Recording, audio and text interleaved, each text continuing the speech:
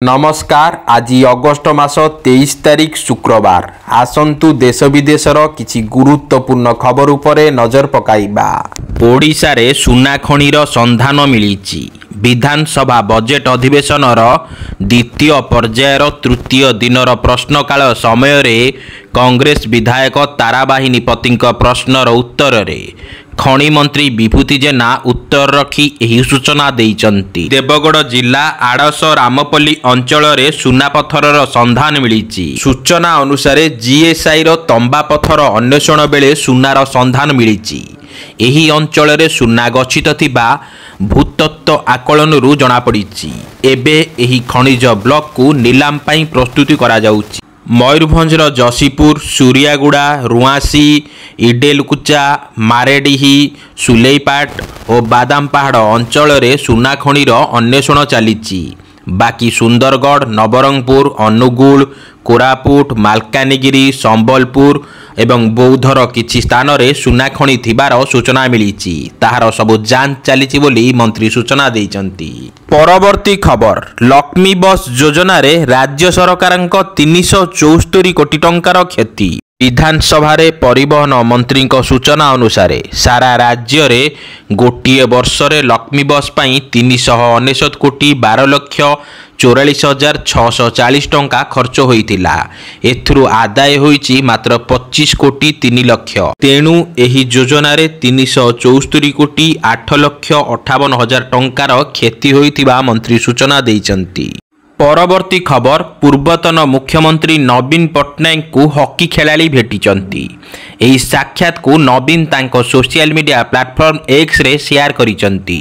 नवीन लेखिचंती, Paris Olympic 2024 रे bronze पदक जीतिबा परे विजेता भारतीय हॉकी दल को भेटी से बहुत खुशी। हॉकी केवल एक खेल नुहे, एहा ओडिशार एक जीवन शैली। एही सुंदर खेल सहित आमे सबुबेले एक स्वतंत्र बंधन बांटीचु। दलर एही बड़ी विजय जारी रहू, देश तथा राज्य पाई अधिक गौरव आसु बोली नवीन कहिचंती। परवर्ती खबर, ओडिशा रे 6टी नूतन रेल लाइन प्रकल्प मंजूरी नहीं राष्ट्रपति को भेटिले रेल मंत्री। ओडिशा रे रेल भित्तिभूमि को सुदृढ़ करने दिगरे एक गुरुत्वपूर्ण पदक्षेप परे रेल मंत्री अश्विनी वैष्णव भारतर महामहिम राष्ट्रपति द्रौपदी मुर्मू को साक्षात करी राज्यर 6 गोटी नूतन रेल लाइन प्रकल्पर मंजूरी संपर्क में अवगत कराइचंती। परवर्ती खबर, राज्य रे 14 जिला को भूमिकंपर भय रहिछि। सेहीपरि राज्यर एकमात्र जिला भावे गजपति अधिक भूस्खलन प्रबल अंचल।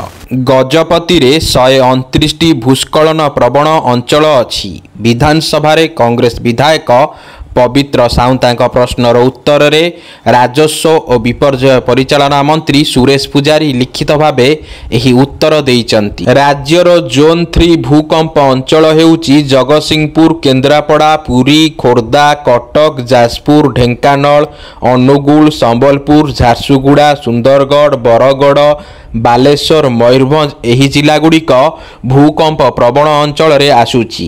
तेबे राज्य सरकार ए नेई योजनाबद्ध भावे पदक्षेप नेबा उपरे गुरुत्वारोप करुथिबा राजस्व मंत्री सूचना देइचंती। परवर्ती खबर, बढ़ुची जलस्तर, खोलिला हीराकुदर 6टी गेट। सूचना अनुसार उपर मुंडरे वर्षा कारणरू हीराकुद जलभंडार रे जलस्तर वृद्धि पाउची। एहाकु दृष्टि रे रखी गुरुवार हीराकुद डैम रो 6टी गेट को खोला जाइछि।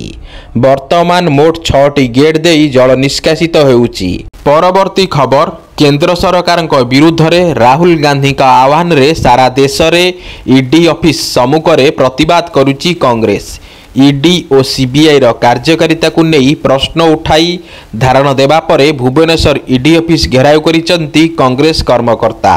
ईडी ऑफिस को कांग्रेस कर्मी माने धसई पशिबा पई चेष्टा करुथिबा बेले पुलिस सेमानंकु अटकाई थिला। ब्यारिकेड भांगी धसई पशिबा बेले पुलिस कांग्रेस कर्मी मुहामुही होइथिले। परवर्ती खबर, जम्मू काश्मीर रे विधानसभा निर्वाचन पई कांग्रेस और नेशनल कॉन्फ्रेंस मध्य रे मेंटर चर्चा भितरे कांग्रेस नेता राहुल गांधी श्रीनगर रे निजर कर्मी को संबोधन करिसंती। सूचना थाउ कि कांग्रेस सभापति मल्लिकार्जुन खड़गे एवं लोकसभा रे विरोधी दल नेता राहुल गांधी 2 दिनिया जम्मू काश्मीर गस्तरे अछंती।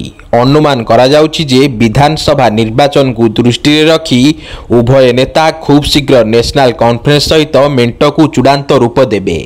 कर्मी मानकु संबोधित करी राहुल गांधी कहिसंती जम्मू काश्मीर को एक राज्य भावे प्रतिष्ठा करिबा आमर एवं इंडिया मेंटर प्राथमिकता। अन्य पक्षरे कांग्रेस सभापति मल्लिकार्जुन खड़गे एवं लोकसभा रे विरोधी दल नेता राहुल गांधी सह नेशनल कॉन्फ्रेंस दलर सभापति फारूक अब्दुल्ला बैठक मेंट नहीं अनेक चर्चा जोगाई।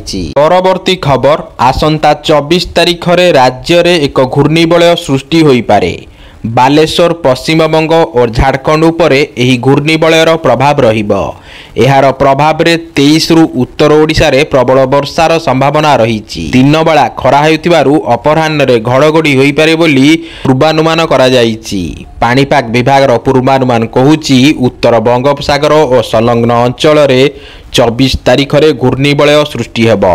एहार प्रभाव रे उपकूल रे 22 रु 25 तारिख जाए 35 रु 45 किलोमीटर रे पवन रहिबो। एथिपाई मत्स्यजीवी माने समुद्र को न जिबा पाई स्वतंत्र रिलीफ कमिशनर परामर्श देइचंती।